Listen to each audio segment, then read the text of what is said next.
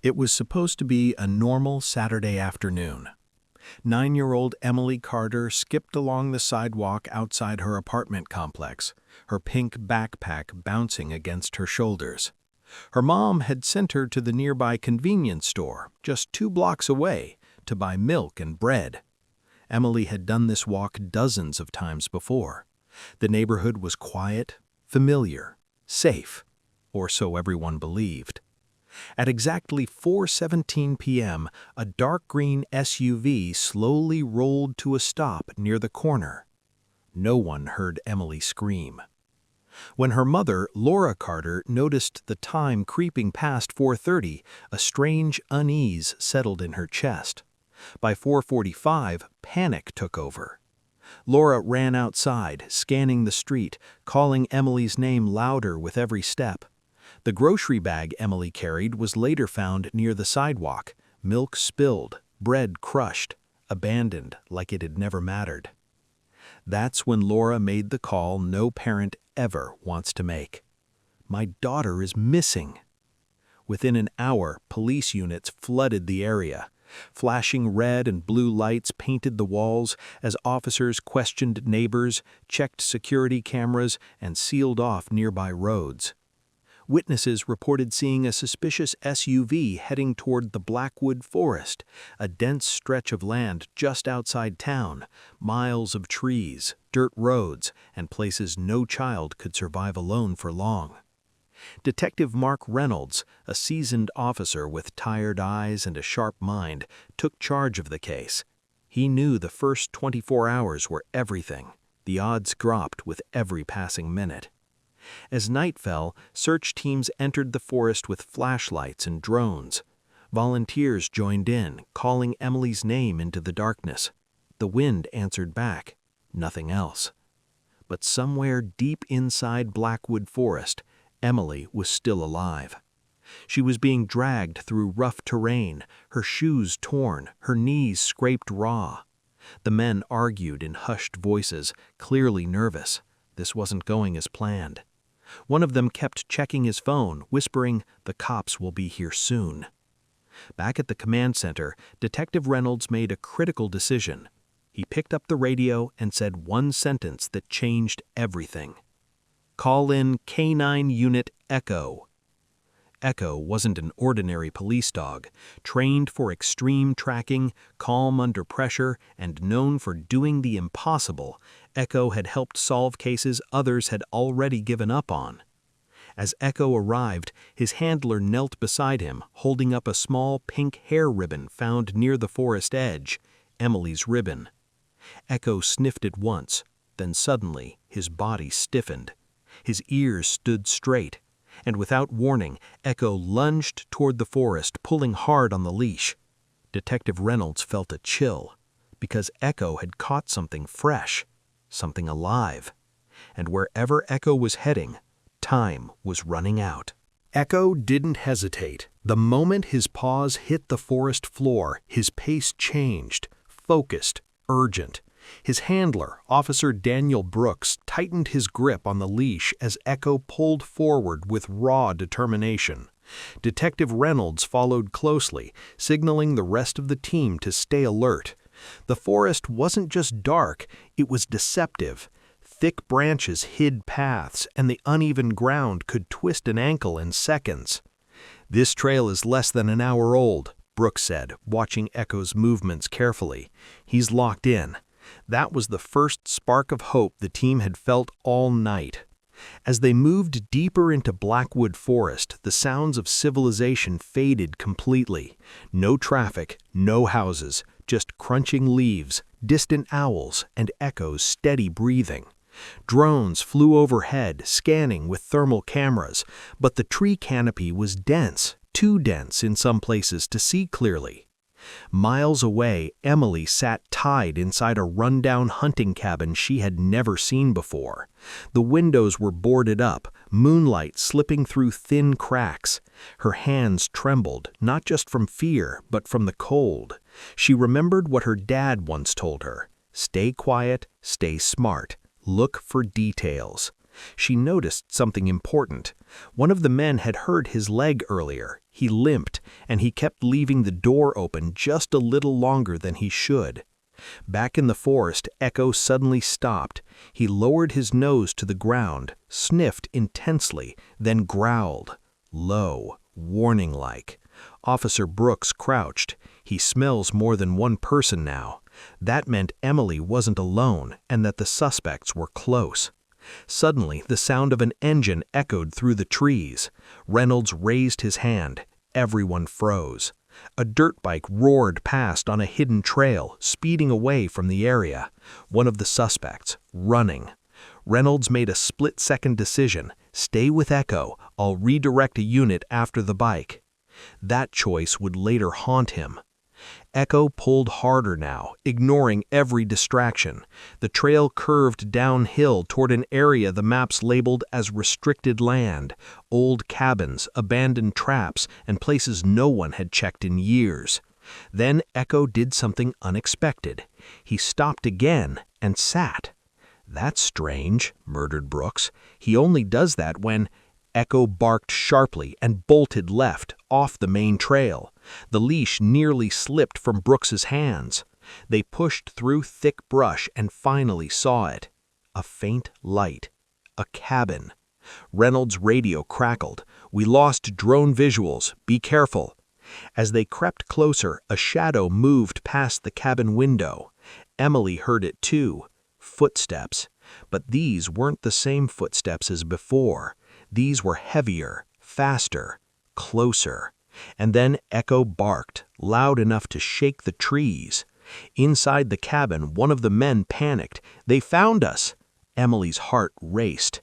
Because rescue was close, but so was danger. Echo's bark shattered the silence of Blackwood Forest. Inside the cabin, chaos erupted. One of the men rushed to the window, peeking through the cracks in the wood. "It's a police dog," he hissed. "We're out of time." Emily squeezed her eyes shut, her heart pounding so hard she thought they might hear it. She remembered her father's words again. Stay calm, stay alive. She forced herself to breathe quietly, even as fear clawed at her chest. Outside, Detective Reynolds signaled the team to spread out. Officer Brooks knelt beside Echo, whispering a command to steady him. Echo's muscles were tense, his eyes locked on the cabin door. He could smell fear now, strong, sharp, unmistakable. "Suspects are inside, possible hostage, move slow." Before backup could fully surround the cabin, the door suddenly burst open. One of the men ran. "Stop! Police!" Reynolds shouted. The man ignored the command and sprinted into the trees. Echo reacted instantly, lunging forward with a fierce pull. Brooks released the leash. "Go!" Echo shot through the darkness like a missile, branches snapping behind him. Within seconds, a scream echoed through the forest. The suspect tripped over exposed roots, and Echo pinned him down, barking inches from his face, until officers arrived and cuffed him. But inside the cabin, the danger wasn't over. The second man grabbed Emily roughly, pulling her toward the back door. His injured leg slowed him down, but desperation gave him strength. He reached into his jacket, pulling out a knife. "Don't come closer!" he yelled as officers approached from the front. Emily's mind raced. She noticed the loose floorboard near the doorway, the same one she'd been staring at for hours. When the man shifted his weight, she acted. She stomped hard. The board cracked. The man lost his balance for just a second, but that second was enough. Emily twisted free and fell forward. Reynolds charged, tackling the man before he could react. The knife slid across the floor, clattering harmlessly into the corner. "It's okay," Reynolds said softly, kneeling beside Emily. "You're safe now." For the first time since she was taken, Emily cried. Echo returned moments later, his fur dirty, tongue hanging out, tail wagging despite the tension. He walked straight to Emily and gently nudged her hand with his nose. Emily smiled through her tears and hugged him tightly. Outside, dawn began to break through the trees. But as medics examined Emily, one officer approached Reynolds with a serious expression. "Sir, we found something else near the trail, another set of footprints, smaller and fresher than the suspects." Reynolds' smile faded, because Emily might not have been the only one taken, and Blackwood Forest might still be hiding a terrifying secret. The moment those words landed, the air changed. "Another set of footprints?" Detective Reynolds asked, his voice low but sharp. "Yes, sir," the officer replied. "Smaller shoes, not Emily's, heading deeper into the forest." Emily was wrapped in a thermal blanket, sitting in the back of an ambulance. She looked exhausted but alert. When Reynolds gently asked if she had seen another child, her face tightened. "There was a voice," she said quietly. "At night, I heard crying, far away." That was all Reynolds needed to hear. The forest search wasn't over. Despite exhaustion, the team regrouped. Dawn light revealed what darkness had hidden: broken branches, dragged footprints, and faint fabric threads caught on thorns. Officer Brooks brought Echo back to the trail. The dog was tired, but when Brooks held out a new piece of evidence, a small sneaker found half buried near a creek, Echo's posture changed again. Locked in, focused. "He's good to go," Brooks said, "but this trail is colder. Whoever it was, they've been here longer." Echo led them past the cabin area, deeper into land marked on old maps as unregistered property. No roads, no signals, just wilderness, the kind of place people used when they didn't want to be found. As they walked, Reynolds' mind raced.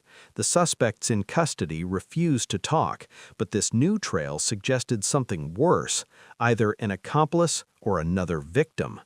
Suddenly, Echo stopped at the edge of a ravine. Below, water rushed loudly over rocks. The scent trail was scattered. "Did he lose it?" one officer asked. Echo whined softly, pacing back and forth. Then he did something unexpected. He moved upstream instead of following the footprints. Brooks' eyes widened. "He's air scenting. That means whoever we're looking for is still alive."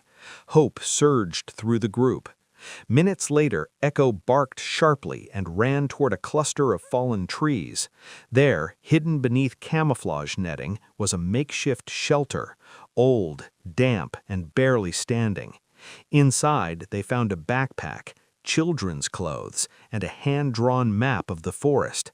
Reynolds clenched his jaw. This wasn't random. Someone had planned this. A radio crackled to life. "Detective, one of the suspects is asking to talk."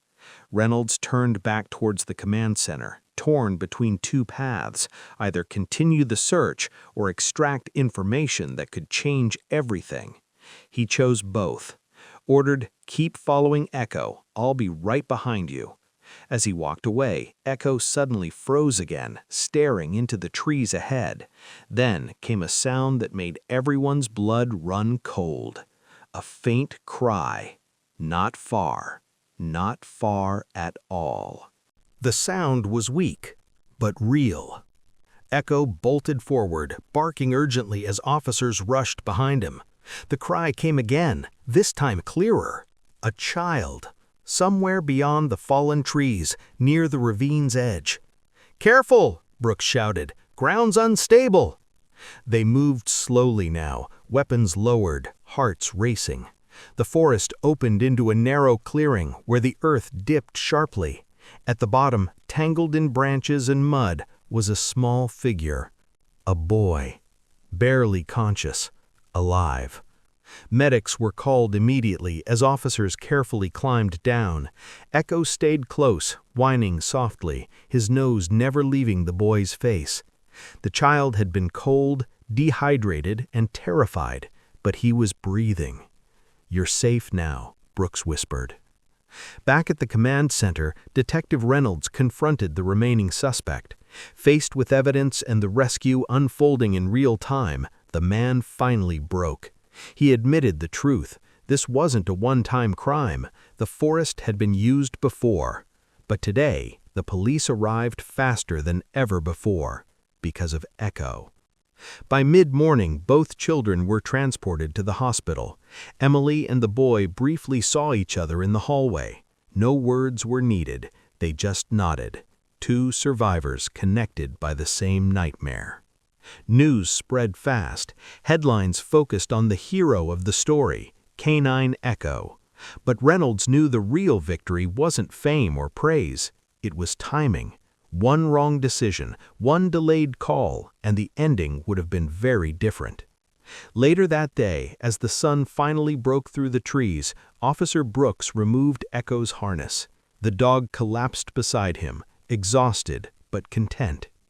"You did good," Brooks said, scratching behind Echo's ears. Echo thumped his tail once. For Emily, recovery would take time. For the families, the scars would last longer. But the forest no longer felt like an endless nightmare. Justice was coming, and somewhere in Blackwood Forest, the echoes of fear were finally replaced by something stronger: hope.